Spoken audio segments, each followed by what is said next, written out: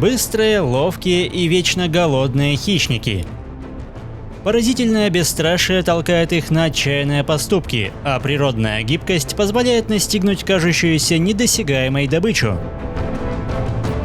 Привет, друзья! Вы на канале Время с пользой, и герои сегодняшнего выпуска – хорьки.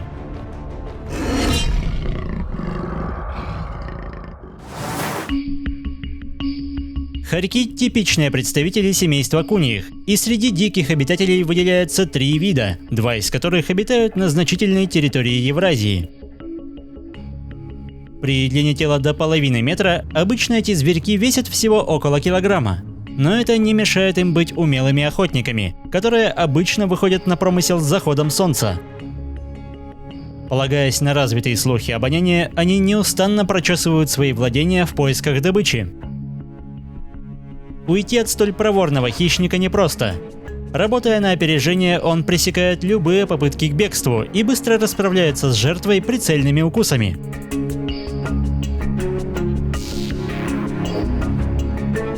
Черноногий хорек – единственный среди хорьков в Северной Америке, и здесь он получил прозвище «бандит прерий».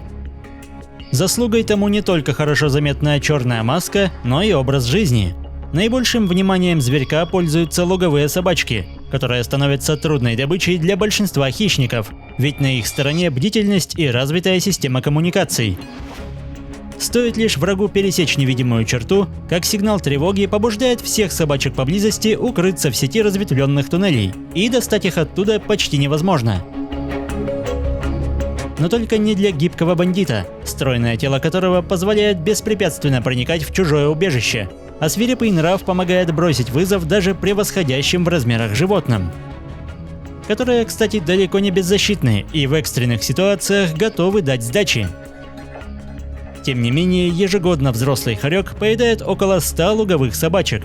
При этом столь приспособленный и умелый хищник долгое время оставался на грани исчезновения, и виной тому массовое истребление луговых собачек человеком. В прошлое столетие они считались главными вредителями, и неконтролируемая охота пошатнула баланс экосистемы. Сегодня луговые собачки вполне типичные обитатели континента, и популяцию хорьков удалось частично восстановить, хоть они и по-прежнему находятся в уязвимом положении. Невзирая на принадлежность к хищникам, хорьки имеют довольно слабое зрение, и некоторые жертвы этим умело пользуются. Загнанная в угол вертишейка не спешит улетать.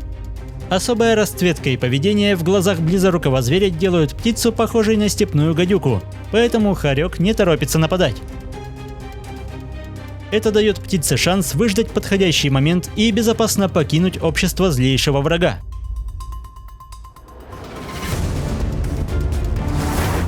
Мышевидные грызуны всегда пользуются большой популярностью среди хорьков, но такой противник, как крыса, может оказаться слишком опасным, ведь это очень выносливое и сильное для своих размеров создание с невероятно острыми зубами, поэтому они способны противостоять куда более крупным животным. Тем не менее, хорька совершенно не смущает несговорчивая добыча, ведь он ничуть не уступает в ловкости и свирепости. И даже если сопернику удалось унести ноги, обладающий превосходным обонянием хорек сможет выследить беглеца и нанести ему внезапный визит. Загнанная в угол цель будет обороняться до последнего, но рано или поздно ловкий охотник все равно совершит удушающий прием.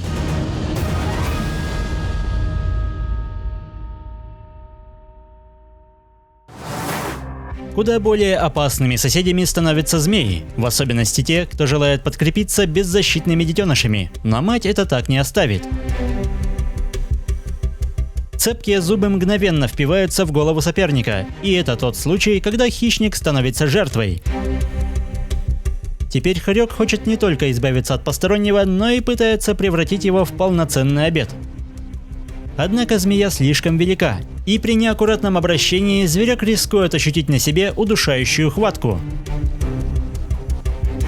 Но даже это его не останавливает, и острые зубы продолжают свое дело до тех пор, пока рептилия не перестает сопротивляться.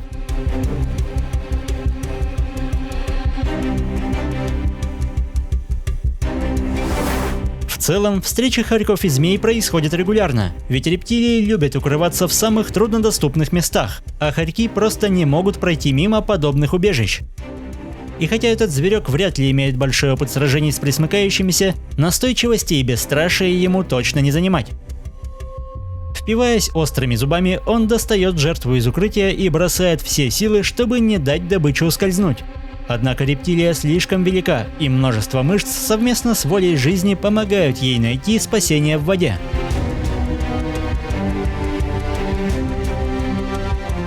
Хорьки умеют плавать, но заметно уступают в этой сфере близким родственникам норкам, поэтому охотник предпочитает найти другую добычу и оставить сухой драгоценную шубу. Целью могут стать и крупные ящерицы, у которых не хватает прыти сбежать, а их маскировка вряд ли поможет против отменного обоняния. Обращаться с таким соперником стоит очень аккуратно, ведь мощные челюсти могут нанести серьезный урон. Но хорек не слишком терпелив, и уже совсем скоро он показывает свой свирепый нрав.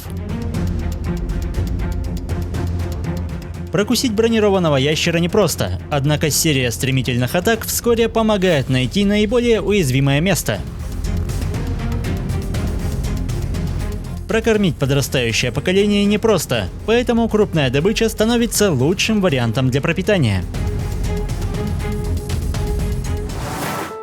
Хорьки – превосходные землекопы.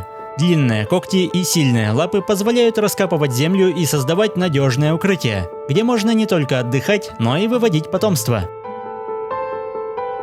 Обитающие по соседству хищники зачастую превосходят хорька в размерах, но вряд ли у кого-то из них хватит терпения, чтобы раскопать узкий длинный тоннель. Хорьки известны своей плодовитостью. Самки могут рожать до 3 раз в год, что суммарно может составлять более 20 детенышей.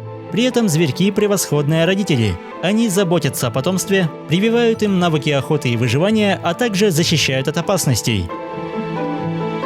Малыши быстро подрастают, исследуют мир и становятся умелыми охотниками. Однако большое количество врагов, опасные болезни и недостаток провизии заметно сокращают срок жизни зверьков, и большинство хорьков в естественных условиях не доживают даже до 2-летнего возраста. Тем не менее, если не брать в расчет оказавшихся под угрозой из-за человека американских хорьков, в целом эти ловкие, находчивые и бесстрашные создания чувствуют себя превосходно. Если выпуск вам понравился, поддержите его лайком, комментируйте, подписывайтесь и проводите время с пользой. До скорого!